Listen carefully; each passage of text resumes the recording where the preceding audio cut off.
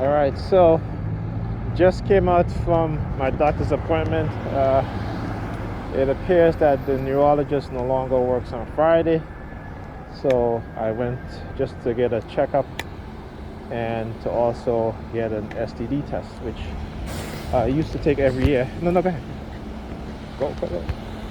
So I used to take every year, but I haven't taken one since 2019 because of the pandemic.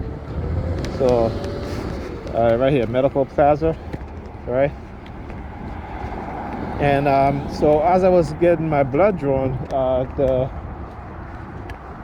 person who was taking my my blood stuck a needle in my arm, and of course it wasn't getting a lot out of that vein. So I think so she had, after she filled one vial, she put a second vial in, and just a few drops, and then yeah, I see he's looking back there. I know. I'm gonna tell you guys why he's looking back there. He's looking back at the medical, and they look at the license plate of the vehicle. So the medical center. Why he's looking back at the medical center. So anyway, so the second vial that she put into take blood, my blood was kind of seeping out, so it wasn't really coming out, flowing. So she took it out, I got a Band-Aid, and then she had to take blood from another vein, which is in my hand, right, the back of my hand. So while she put the needle in the back of my hand, which was much better, and then the other vial that had a little bit of blood, she put it in the garbage. But as she was taking more blood from my arm, from my hand, she kept constantly looking down at the garbage and looking at me, right? So look at her, look. Right? So she kept constantly looking down, looking at me. Now I want you guys to understand how they invade your privacy, and how they have these people working in the field of medicine and basically will invade your privacy because of their religious belief and their cult. They're part of cults and their cult destructive behavior, and try to do things to set you up, right?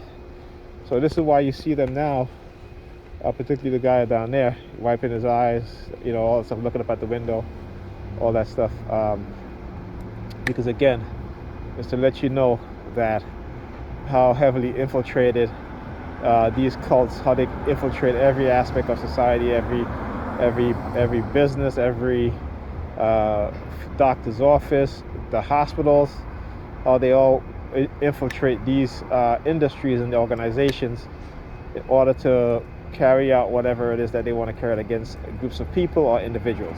Okay, so I'm not worried, because again, I know where my blood was drawn from, and if anything happens, I know exactly where to go and who to sue and who to make sure that they end up in jail for not just gross violation of one's privacy, but also the lack of regard for the law.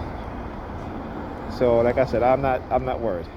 So they do these things in order to try to create paranoia in you, because again, you're not following along with their false program, not false program, but their false program and their false agenda, right?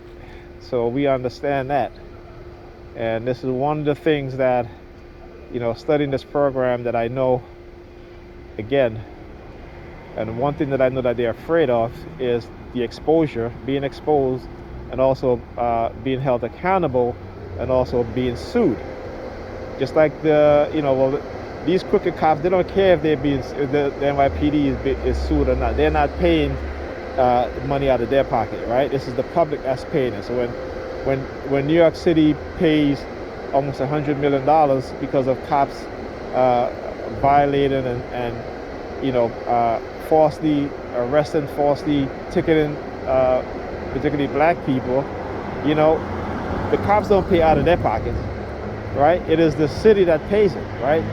The taxpayers' dollars is the one that pays it, right? So this is why they continue to do what they do, okay? But this is until we start to hold them accountable personally, you will see a change in their behavior in terms of, falsely arresting people, falsely ticketing people, setting people up and stuff like that. Until you understand that, right, that we have to hold them accountable, because right now they're just operating however they want, all right? Because again, they know that they're not going to be held accountable. Anyway, let me get on my bus. I'll talk to you guys in the next video.